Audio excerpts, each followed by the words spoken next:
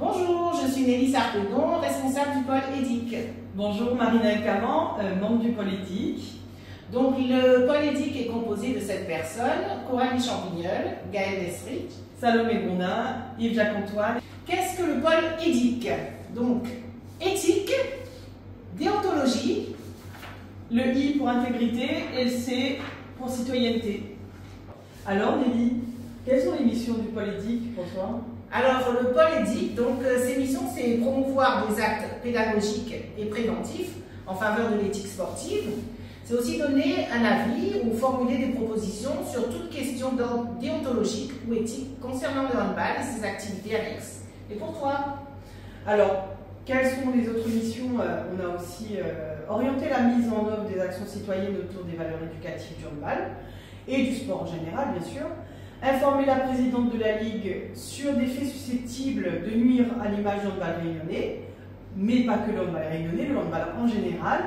Instruire également les dossiers particuliers dont le pôle éthique sera saisi ou se saisirait, le cas échéant, pour solliciter la présidente de la Ligue pour l'ouverture d'un dossier, d'une procédure contre les licenciés, mais également contre les clubs. Marina, quels sont les projets du pôle éthique depuis sa mise en place? Alors déjà, nous avons créé la charte éthique en version créolisée.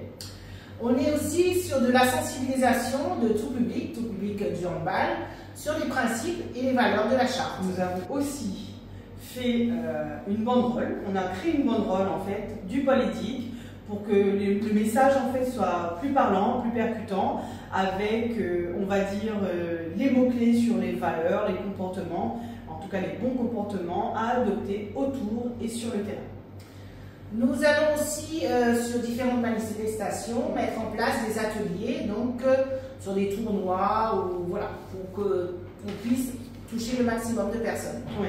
Bien entendu, tous les membres du pôle éthique sont mobilisés pour aller à la rencontre des clubs, mais aussi vers les arbitres, afin de proposer un travail en fait de proximité auprès de tous les membres, de tous les clubs de l'île, pour que justement ça soit un échange, parce que ça ne peut pas venir que de nous, mais aussi de tout le monde en fait. Marina, c'est quoi les finalités de nos interventions au sein du pôle éthique? Alors pour nous, c'est bien entendu quels sont les bons comportements adoptés sur le terrain et en dehors du terrain, parce que nous allons justement valoriser l'entraîneur. Nous allons aussi considérer le rôle de l'arbitre. C'est une pièce maîtresse sur les terrains. Et bien entendu, protéger nos coéquipiers. Impliquer plus le public et les parents dans leur engagement. Et aussi valoriser leur exemplarité lors de toutes les compétitions. Et pour vous, quels sont les bons comportements à avoir en dehors et sur le terrain? On attend vos réponses. Merci. Merci.